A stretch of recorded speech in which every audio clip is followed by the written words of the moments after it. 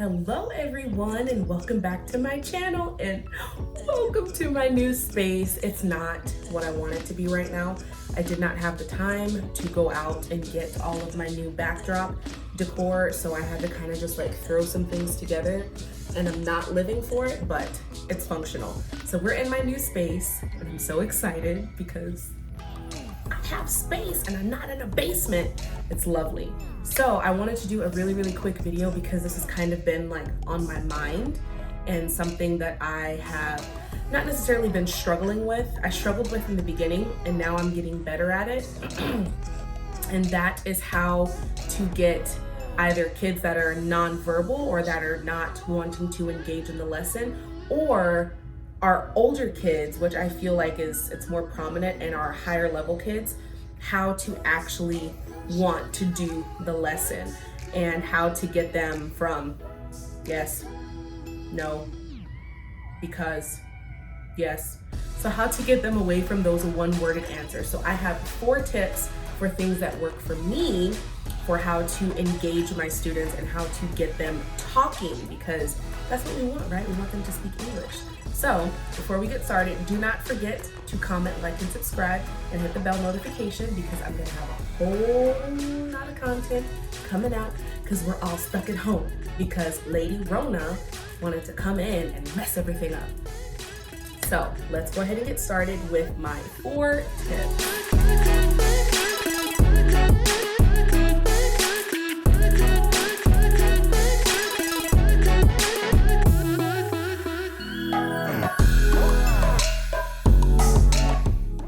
Tip number 1, don't ask yes or no questions.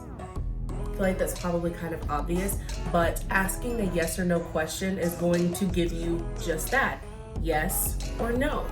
Our kids, because they are ESL, they are learning English as their second language, they aren't going to always automatically know to answer you in a full sentence, especially if it's a lower level kid.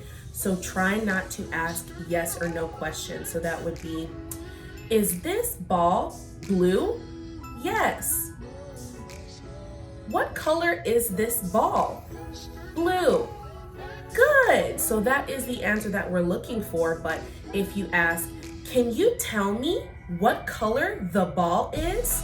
You might get another one-word answer, blue, but that is the answer you're looking for rather than yes or no. So that's the difference between saying, is this ball blue? Yes. And what color is the ball? Blue, because you have a higher chance of getting the ball is blue rather than just yes, even though we want them to say, yes, the ball is blue. So not asking yes or no questions. I just had one of my students that is usually very somber. He's just very chill and he's usually very distracted, and he is a level 5. So I always have to ask him more open-ended questions because it almost kind of catches him off guard, and then he realizes, oh snap, I probably should pay attention. I need to answer her correctly because she's just gonna ask me another question. So not asking yes or no questions is my first tip. If you absolutely must ask a yes or no question, ask why.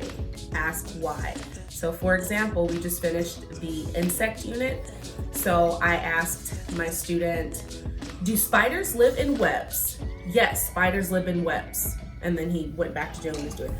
Why do spiders live in webs? What do they do in webs? And then he looked up and was like, oh, so it's almost kind of like a shock factor for you to ask why, to give them the chance for an open-ended answer. So that gives you a chance to engage in more conversation. And even if they answer incorrectly, that gives you the teaching moment to reiterate the content and say, spiders live in webs because blah, blah, blah, blah, blah. So if you must ask a yes or no question, ask why and give the chance for an open-ended answer. Number 3, and this is for my littles because I have a regular that usually does very well, but sometimes she will kind of get off task and not want to do anything. She'll cover the camera or she'll do something crazy. And then out of nowhere I go, boop, what are you doing? hello, hello. So bringing out a prop is a really, really good way. Even if it's an older kid, sometimes they'll look at you and they'll like kind of laugh and say, this lady is being silly. And yes, that's what we want. We want to bring their attention back to what we are doing so they focus on us. And the other thing that I like to use is this. So I like to use my bell, especially during assessments, whenever they make it through a sector. So I just did that with my level 5 for every time that he went through a chapter or a phase. So stage 1, stage 2, stage 3, stage 4, stage 5, I would ring the bell every single time because it's loud and it kind of wakes them up. So I'll do something like that, or I'll talk in another voice, just something that kind of brings comic relief, because it wakes them up and it opens up their personality and it gives you a chance to engage in conversation. Tip number 4, make them laugh. Make them laugh. I know some people might say, I'm not sure about that, because yes, some of our students and their parents are a little more serious about the content and about them learning, but my philosophy and me being here in the United States, I like to make learning fun. I like to make learning fun. I feel like it's the best way to get a kid to build relatability to what we're teaching them and build relatability to us as their teachers. So anything that can kind of make them laugh. So again, the student that I just wrapped up with, we were learning about insects, and it was the math portion. And the question was, how much does each ant get? We were talking about fractions. And the one ant got 1 orange. So I asked him, how much does the ant get? And he's like, 1. And I go, 1 orange? Do you think the ant will be fat?